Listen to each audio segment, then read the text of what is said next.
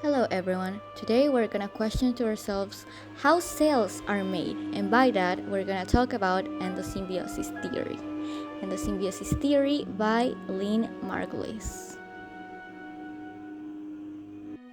To talk about endosymbiosis, we might understand who proposed this theory. This person was Lynn Margulis. She was a precious genius and scientist born in 1938. At the age of 16, she was accepted at the University of Chicago in a program of young talents and finished her university education at the age of 20. And she decided to combine her master's studies with a teaching position at the University of Wisconsin, specializing in genetics, to begin the outline of her life to work understanding the origin and evolution of cells.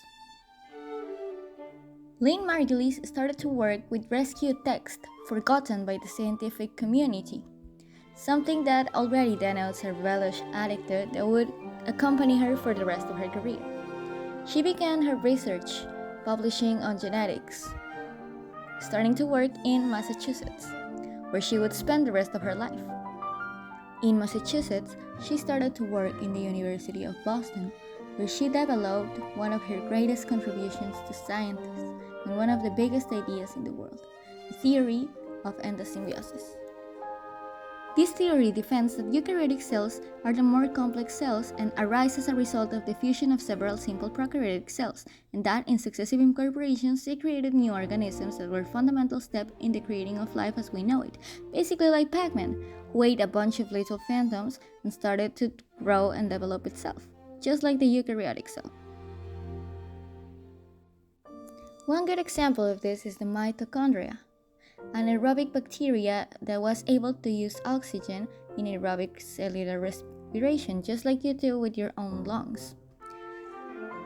The endosymbiotic theory tells us that a bigger cell, right now, a host ancestor cell, kind of ate this mitochondria, or this bacteria that was able to breathe, and instead of digesting it, it formed part of itself and became a system that could work together.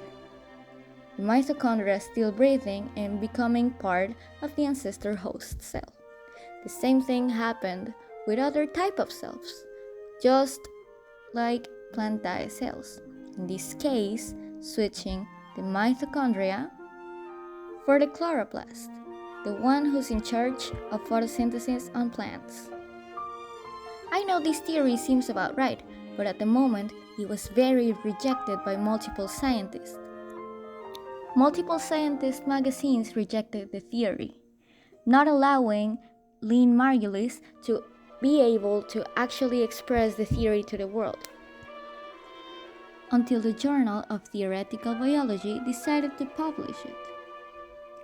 Even then, it was widely discussed, and although right now it has currently been replicated in a laboratory, and the genetic material seems to confirm Margulis' theory, which is why it has established itself as one of the keys of understanding in the development of cells. Margulis became one of the biggest scientific exponents around the world. She died in 2011 while continuing her research in her laboratory, a pioneer in her field, and she always advocates symbiosis as a metaphor of life. As she said, life is a symbiotic and cooperative union that allows those who associate to succeed.